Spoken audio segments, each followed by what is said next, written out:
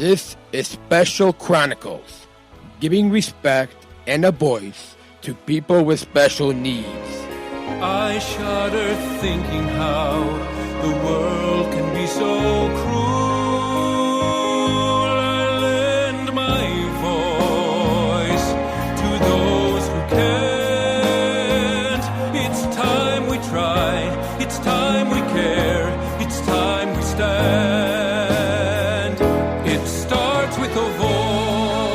Welcome to the Special Chronicles show. This is episode 498. My name is Daniel Smrokowski. I'm the founder of Special Chronicles and a Special Olympic Southern Shriver International Global Messenger. Before we begin this week's episode, a few housekeeping reminders. Visit specialchronicles.com for links to follow Special Chronicles on Instagram, Facebook, and Twitter. And be sure to also to subscribe, rate, and review this podcast, Special Chronicles, on Apple Podcasts, Spotify, or wherever you get your podcasts. In addition to listen to the audio program, we hope you subscribe to our channel on YouTube to watch the live stream video episodes and sign up for our newsletter to receive exclusive bonus content delivered to your inbox. Again, specialchronicles.com. That's specialchronicles.com for links to subscribe and follow. This week on the Special Chronicles show, as we conclude October's National Disability Employment Awareness Month, we are concluding with a 30-minute chill and chat conversation that I had with the CNA company. CNA is an insurance company based in Chicago, and I talked with them at the beginning of this month on a virtual Teams call. And so I shared my story in Special Olympics, working for United Airlines as a service ambassador in Chicago, as well as my 14 years of podcasting on right here on specialchronicles.com. And so you're going to hear the 30-minute conversation with this chill and chat with CNA right here on specialchronicles.com. So thank you, everybody, for joining us today for Avid's Chill and Chat and our kickoff for National Disability Employment Awareness Month, otherwise known as NDEAM. We're really excited to bring this to you, and just a little bit about this year's theme. So this year's theme for National Disability Employment Awareness Month is disability, part of the equity equation. And before I go further, because I almost forgot, I'm going to do my descriptor. So I am a Caucasian woman in my mid-50s with long brown curly hair. I'm wearing a pink shirt today. My background is blurred, and my pronouns are she, her, and hers. So now let me get back to the National Disability Employment Awareness Month theme. This year is disability, part of the equity equation. And I think that's really appropriate because, as you know, at CNA, we're really doing a deep dive into equity and what it means for the various different employee resource groups. So I'm not going to talk anymore. I'm going to turn this over to Monica McFarland, who's going to introduce herself and our speakers today. And please remember, this is our chill and chat. This is an informal thing that we really try to do to get audience participation and make it more interactive. So while Monica is going to be asking some questions today of our guest speakers, it's really for you to, interact with the guest speakers as well. So, keep in mind as we go along, think of some questions, and hopefully you'll be able to either, vocalize them, or you can put some questions in the chat and we'll ask our presenters later. So Monica, take it away. Feel free to introduce yourself and our panelists. All right, so folks, welcome to the Chill and Chat for NDEAM. We are thrilled to have you here. I am an African-American woman. My hair is salt and pepper, and I am wearing a black and white jacket, and my acronyms are she, her, and hers. What we're going to do today is we are going to have some guest speakers that are going to talk about what's exciting about Special Olympics. And Daniel Smrokowski is going to talk specifically. But before we go ahead and get started, I do want to let folks know a couple of housekeeping things. We are recording today's session, okay? So I did just start the recording, so do know that that's actually happening. We have a series of questions that we're going to ask Daniel, and then we're going to open the line for any questions that you would like to ask, and you can also put them into chat. So I'm going to start off by introducing Daniel, who is on the left side there of the camera. So I do have a bio that I'm going to read, guys. So my eyes are going to go pointed down for just a second, okay? All right. So Daniel Smrokowski Communication is Daniel Smrokowski's biggest struggle, but also his biggest passion. This led him to start his own media company, Special Chronicles, that faces challenges instead of running away from them. It all began when he became a Special Olympics athlete in his home state of Illinois, competing in swimming and in basketball. Today, Daniel will talk with us about disability, inclusion, and equity, including his work as a Sargent Shriver International Global Messenger with Special Olympics. His job as a service ambassador with United Airlines, which is really cool. I'm waiting to see him at the gate one day, the next time I'm on a United flight. And his participation in Bridge, which is United's business resource group, which connects people of all abilities, which I think is a great way to say that. It is a bridge around all communication. We have got another speaker with us who's actually going to be just hanging out in the wings, and that is Patsy Taylor. Patsy Taylor is our CNA Global Partnership Liaison from the Special Olympics International, and will also join us today, as I indicated, to provide some additional context about the organization itself. And we really appreciate Patsy being our liaison and our partner with Special Olympics. So, without any further ado, I'm going to jump right into the questions. So, Daniel, here's our first question. How did you become first involved with the Special Olympics? Thank you, Monica. I guess to visually describe myself, I'm Caucasian. I have brown hair in the back, bowed on the top part of me. I'm wearing a gray polo with Special Olympics and athlete leadership on either side of the front, and then a blue bridge background behind me. And how it's always an honor to speak with CNA, as I've done a few times in the past. And how I got started in Special Olympics is I didn't get started really early in Special Olympics, where a lot of children nowadays can start at an early age with our young athletes program from 2 to 7. But I actually didn't get started until I started high school. One of my special education teachers recommended Special Olympics to me to help with my social life. Since I would be sad about being lonely, a lot of times in my really early elementary schools, I would come home in tears because of what classmates would say about me, and to this day, I'm grateful to Ms. Hurley for the encouragement to get involved in Special Olympics, with swimming being my first sport, and then a couple years later, my teammates encouraged me to get involved in basketball. In fact, a few months ago, I was at my job at United Airlines at O'Hare International Airport, and who did I see checking in but Miss Hurley was checking in for a United Airlines flight, and Miss Hurley seemed pleased to see me and how far I've come.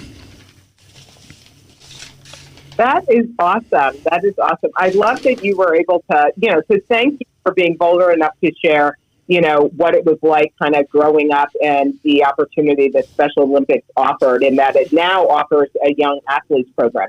Do you have a favorite memory or memories from being in the Special Olympics? Yes. Those in preparing for the Chill Chat conversation today, there's a lot of memories that come to mind, from the sports events to the athlete leadership opportunities. And I guess the fact that I met my girlfriend at an athlete leadership event, and then I started to see her at swimming competitions. Her name is Georgia, and we were just friends for a number of years. And then we started podcasting together, where we chronicled our common Special Olympics interests. And then eventually we became boyfriend, girlfriend. And if you follow me on Instagram or social media, I'll share a lot of pictures with her because she's really cute, and I just love I love being with her, and she loves being with me as well. My other favorite memory from the athlete leadership programs at Special Olympics is at the 2019 World Summer Games in Abu Dhabi in the United Arab Emirates. I got to meet the most decorated U.S. Olympic Winter Games speed skater, as some of you might know, Apollo Ono. He was in the desert of Abu Dhabi, and that's because he is one of our global ambassadors for Special Olympics International.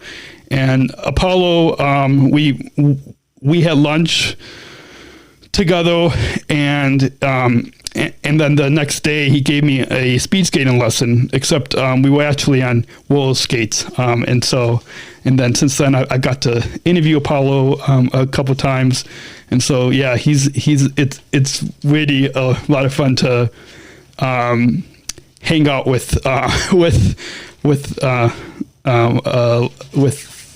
Apollo and our global ambassadors. That is amazing. There are not a lot of people who could say, one, they've been to Abu Dhabi and that they have met, Apollo Ono, a famous athlete from the Olympics. That's extraordinary. Wow. That's going to be tough to beat for a lot of folks. Let's talk about job at United, since you wear many, many hats. So tell us, how did you get your job at United and what do you do there? So with my job at United Airlines, it all started with a phone call. Special Olympics and United Airlines have a global partnership, and they, 3 years ago, exactly 3 years ago, they were working together on creating a new inclusive employment job. The person who called me because she wanted to recommend me for the job is the Director of Athlete Leadership for Special Olympics Illinois, who is also hanging out on this call as well. And what I do as a service ambassador at United Airlines at Chicago's O'Hare International Airport is to greet people and help them check in, and also to assist the customer service representatives. In a way, because our uniform is co-branded with Special Olympics on one side and United on the other side, we're a walk-in advertisement, which one of our supervisors even just told me that this past week. In fact, so it's really neat that our uniform not only is it co-branded with United and Special Olympics, but it's professional as well. Wow. I cannot wait to see you at the game. So tell me, you get to interact with lots of people. You see people in just the halls, of O'Hare Airport for travelers, customer service and the gate agents. What's your favorite part of the job?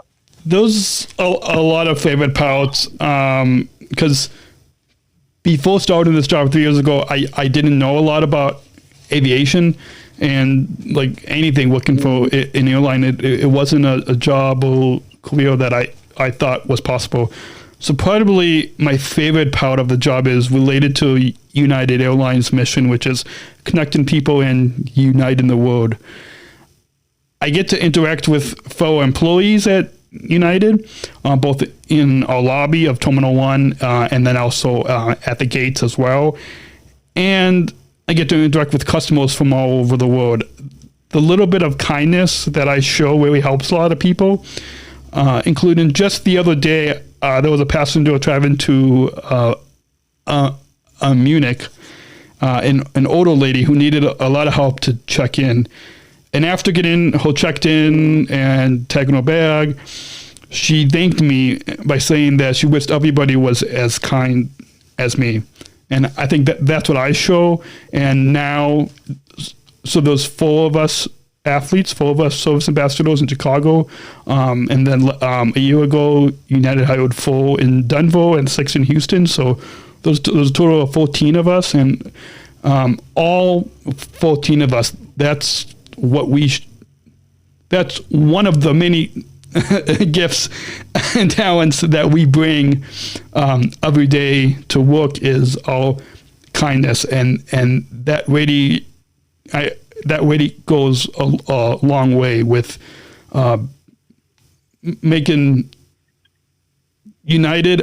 I know another tagline they say is with the friendly, you fly the friendly skies.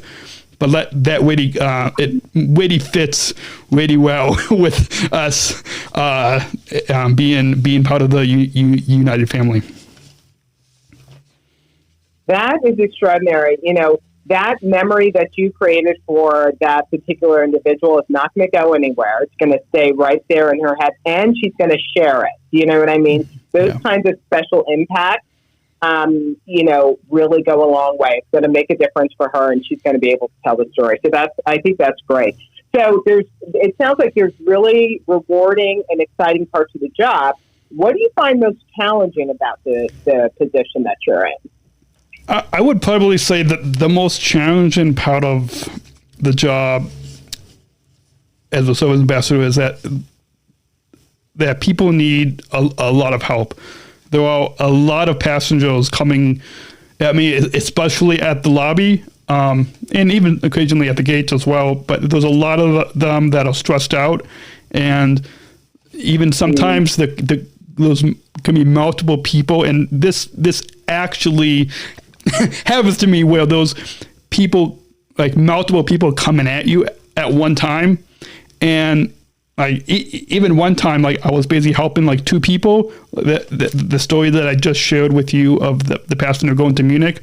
And there was another guy that had walked up, and I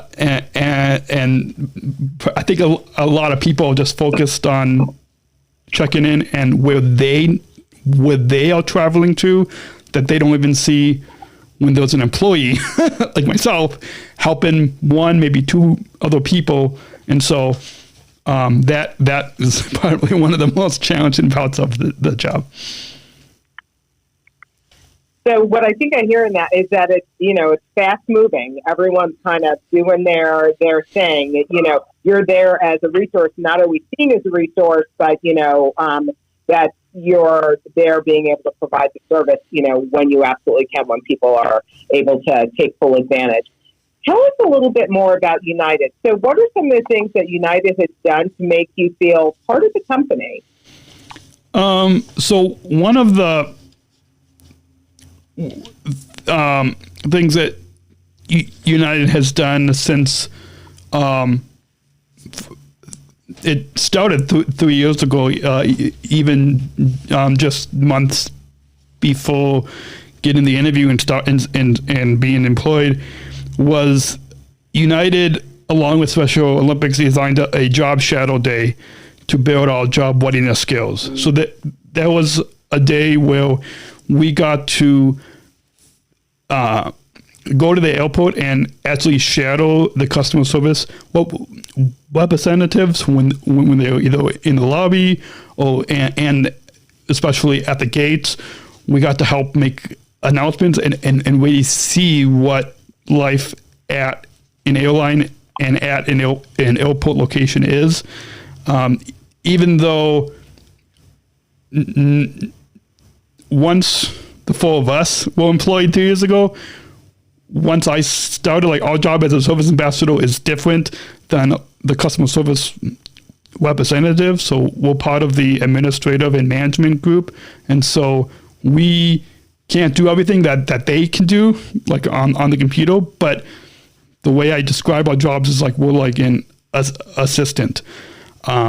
So through this job shadow, they got us oriented to the physical airport location and the aviation industry, because like I said in the past, I and a lot of my other fellow athletes growing up in school and in job skills classes and in transition programs, aviation was never and working for a major airline, was never something that I thought was possible. So this is never something that those of us with intellectual disabilities imagine as a career opportunity for ourselves. And it takes companies like United, and I'm sure you guys at CNA, to think outside of the box to create these new career job opportunities for us. And it really is something outside of the box. I think that not everyone kind of makes the association that folks with visible or invisible disabilities can make the level of contribution and impact on people. So inside of that, tell us more about Bridge at United and your participation, and a little bit about what you do there. Yeah, I love being part of Bridge. It kind of came as a kind of get a brief backstory. It came kind of a surprise to me to join the board of our Bridge business, which is our disability business resource group at United. And I was interviewing a couple of our president of Bridge, who's a pilot, and she kind of asked me on the spot we were doing a podcast on Special Chronicles and our Unified at Work series, that she kind of surprisingly asked me on air, and then I thought about it the next day, and then we kind of quickly became fast friends. And so Bridge is United Airlines business resource group that supports all employees and customers with disabilities. Like I said, I'm on the Bridge board as the SOSA chair. So SOSA is what they refer to us as. Even though our job title is service ambassador, they, not to get confused with their college intern ambassadors, they refer to us as Special Olympics service ambassadors, so SOSA for short. So I'm on the Bridge board as the SOSA chair, and attend meetings pretty much weekly. I give input on behalf of the other 13 SOSAs across the company, in both here in our Chicago hub, our Denver hub, and our Houston hub. Bridge is also, it started at the beginning of this year. Bridge is actually a sponsor of my podcast series, Unified at Work. So if you go to specialchronicles.com/unified at work, all one word, you can listen to conversations about the meaning of inclusive employment, and Bridge actually is financially sponsoring that series. Bridge and United Airlines. So I've done 30 episodes of the Unified at Work series in the past 3 years since being employed. So there's tons of content included with Oscar Muniz, who was the former chairman and CEO at United. I also interviewed all of my fellow SOSAs. I also interviewed, he's currently our Chief Operations Officer. And there's a link in the Teams chat if you all want to listen. And then also our Chief Inclusion, Diversity, and Equity Officer. I might have mixed up those letters, but our DEI officer at United Airlines. And then Bridge also hosts live town hall events similar to what we're doing today, except our town hall live events are more structured than this call. But just last week I co-moderated a Q&A session, but I also introduced the speaker for the session, who was the well-known Professor Tumpa Grandin, who was one of the first people living with autism to document her experiences. And we had various watch parties across the hubs from coast to coast, and we had 500 employees tune in a week ago. So that it was really exciting, and it's an honor to be part of Bridge. That's amazing. So, I mean, I was going to jump right into the podcast and talk, how you started the podcast, what you enjoy a lot. You've already kind of mentioned a lot about that. You've been doing it about 14 years. And, you started it. Was your inspiration around starting your podcast around being in Special Olympics and seeing a message to send folks? Yes, yeah. I like you said, I started podcasting 14 years ago. Actually, this November 15th will be 14 years and about 500 episodes. And being in the athlete leadership programs of Special Olympics has already been the inspiration for me to get started in podcasting, because I started putting up the audio of the speeches that I was giving as a podcast. So listeners across the globe, from across the U.S., from Canada, or from all across the globe, will tuning in and hearing my stories, and then hearing me interview some of my friends who also compete in Special Olympics. And there was I'm not going to say the name of this listener, but a airline pilot had used the word retarded on another podcast, and not on my show, but on a different podcast. And once he started listening to my story and listening to my podcast, and that was back in late 2008. So in the very early days of podcasting. So within that first year that I started podcasting, he started his perspective on those of us with intellectual disabilities were changed. He is just one example of many listeners whose perspective on those of us with disabilities have changed. And he has since has helped me kind of behind the scenes he's donated some, not my current mixer, but he's donated some other podcasting equipment to me in the past, and he's really helped me out, kind of behind the scenes with some of the technology that goes into podcasting, and so that's just an example of the impact the podcasts and the podcasting that I do make. Really, so Daniel, I'm sorry to interrupt. No. It really has made an impact. What I heard in there is transformation of thinking, and truly getting some emotional intelligence in areas for folks where there wasn't any. So I want to be responsible around time, and I really want to give folks on the line an opportunity to ask any questions directly of you. So Laura, do we have any questions in chat that we want to make sure that the audience gets a chance to ask? I don't think we have questions yet. We do have some comments, so I think everyone is really enjoying this. Just looking to see if there's any. I know Miranda notes that she's usually one of those stressed people at the gate at the airport. So, Daniel, we're all going to be looking for you at O'Hare now. We're a bunch of stressed out travelers. Yeah. Feel free to come up to me or the other service ambassadors. We're always happy to help anyone. Yeah. And we also had a comment that language matters so much. Thank you so much for bringing this up, Daniel, for what you were just talking about with the other podcaster. So, Daniel, I know.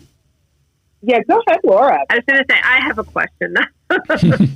So I know when we were talking about and preparing for this, we talked about how your parents, supported you throughout.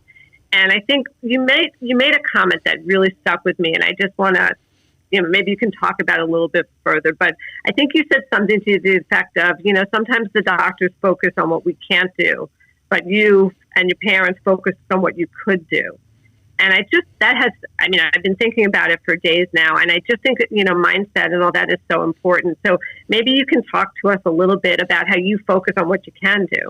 Yeah. So my parents have always told me to never give up and not look at the label of disability that the doctors put on me.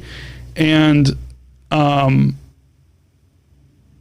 was like, can you clarify the question?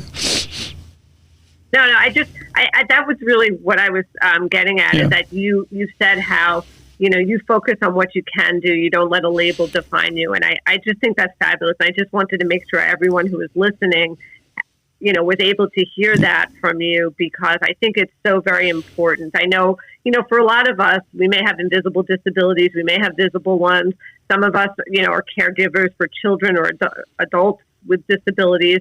And I think it's just a really important reminder to all of us that, labels are just what they are. They're labels. It doesn't define who you are.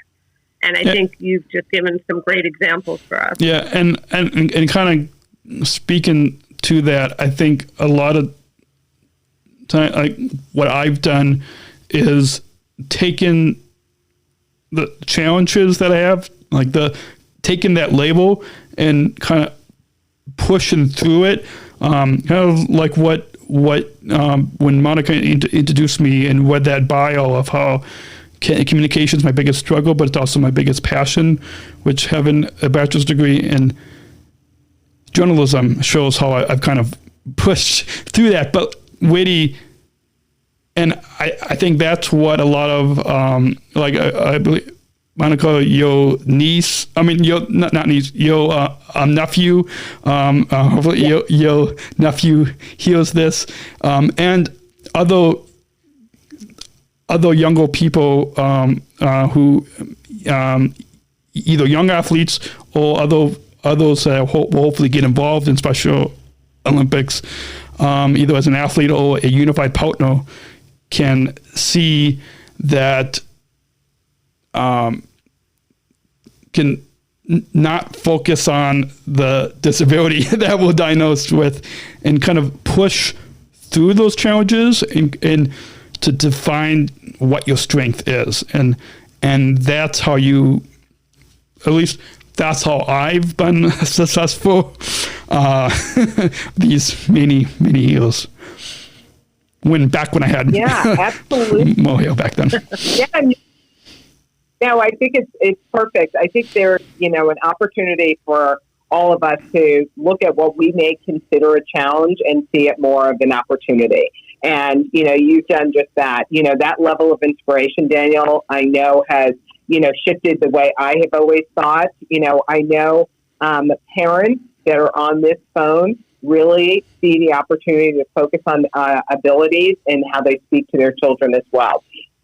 So folks on the line, I want to acknowledge the time. I know we're about 2 minutes over. Our chill and chat is just that. It's an opportunity to kind of just chill out and have a conversation and not worry about work and things like that. So I hope you enjoyed today's session. Please, please, please go to Daniel's podcast and take a listen to his episodes, 500 episodes. There's tons of things to learn. Go to O'Hare, look for him, even if you're just wandering the airport. Well, don't wander the airport. Have a ticket. Before we go, Monica, just one thing. Daniel participated in a plane poll. Daniel, do you want to tell us a little bit about it? And I'm going to share my screen and show some of the pictures of the CNA folks who joined you. Yeah, it was an awesome event. It's two ways. I think I heard that we raised over $195,000 this past Saturday at the plane poll, and I actually pulled the plane 3 times. The first time with, like you see in this picture, with your CNA team, and then I pulled 2 times with our United Airlines team, and just between us, the CNA team pulled at a time that was faster than the United team that I pulled with. But yeah, it was it's a lot of fun to pull. I think it's it's like 195,000 pound, like a 730. I forgot what the aircraft was, but like this big plane, and really heavy. It's very heavy, and the plane does move. Really heavy. The plane does move, but it was my 3rd plane pull event to attend and pull, and the weather was was awesome. I was also the MC of the event, and so that was a lot of fun as well. I don't know if anybody else, Patsy or anybody else wants to add anything to the plane pull, but you saw some of those pictures of what the plane pull event is. Wow. You read my mind. I just put in the chat, everyone's welcome next year to join the plane pull at O'Hare. Come out and form a team. It was super cool. You guys did an awesome job. That is so cool. I've never even heard of that. I've never heard of it. So I don't know if they do that kind of stuff in Atlanta, but, I'm going to encourage it. That's amazing. That's amazing. Laura, anything else before we wrap? Or Patsy or Daniel? Yeah, I just, we have a couple of comments. Someone commented, focus on abilities versus disabilities. And someone said, you're very inspirational and thank you for sharing with us today. A lot of other people are thanking you. If anyone has a question or comment and wants to come on, and just say it, that's fine, or you can put it in the chat. And Daniel's thanking everybody for the kind words in the chat. So thank you, Daniel. Much appreciated, Daniel. We know you are very busy. Thank you for carving out time, for CNA for the 30 minutes. You've got a pretty big life. So we really, really appreciate it. And I'm sure we'll be back in touch. So, Absolutely. Tell United and Special Olympics that we might need a little bit more time at some point. But thank you. Thank you. It was an honor to speak with you all today. Thank you, everybody, and have a wonderful day. Support for Special Chronicles comes from listeners like you. As an independent public media podcast, Special Chronicles will always be there for you. Now we're asking you to be there for us. As a nonprofit independent media organization, we can only make programs like Special Chronicles with listener support. Our programs provide weekly, candid, honest, and inspiring conversations about the people with disabilities community that creates awareness, support, and advocacy within each week's episode. Listeners tell us our shows are an enjoyable and necessary podcast for the intellectual and developmental disability community and everyone else who is able to listen to stories about life from a different angle. Please, if you and your family love our weekly podcast, make a one-time, monthly, or annual gift of thanks today. Support this podcast at specialchronicles.com/give. That's specialchronicles.com/give. Support for Special Chronicles comes from ComEd. Special Chronicles is proud to partner with the ComEd Energy Force Ambassador Program. The Energy Force is the country's first energy efficiency education program designed for and taught by people with disabilities. ComEd is powering lives and really is powering us here at Special Chronicles to keep the lights on and our technology is powered on. As ComEd powers the lives of us, they're literally giving a voice to people with special needs. We thank ComEd for the generous support of our mission at Special Chronicles. Learn more at specialchronicles.com/ComEd. That's specialchronicles.com/ComEd. Thank you for listening to this episode of the Special Chronicles Shows podcast. Visit specialchronicles.com to follow Special Chronicles on Facebook, Instagram, and Twitter. Subscribe to our channel on YouTube, and don't forget to hit the bell to be notified of new episodes. Also, subscribe to our newsletter mailing list to sign up for our updates and get exclusive content delivered to your inbox. Remember to do what you do with these podcasts. Subscribe or follow and rate and review Special Chronicles on Apple Podcasts, the iHeartRadio app, or wherever you get your podcasts. Finally, please share this episode and all of our podcasts with your friends and family. Help us grow our audience and reach 5,000 downloads of our audio podcasts and over 14,000 average monthly listeners. Have a great week, and we'll see you back here next week with exciting new guests. See you next week. Special Chronicles, giving respect and a voice to people with special needs.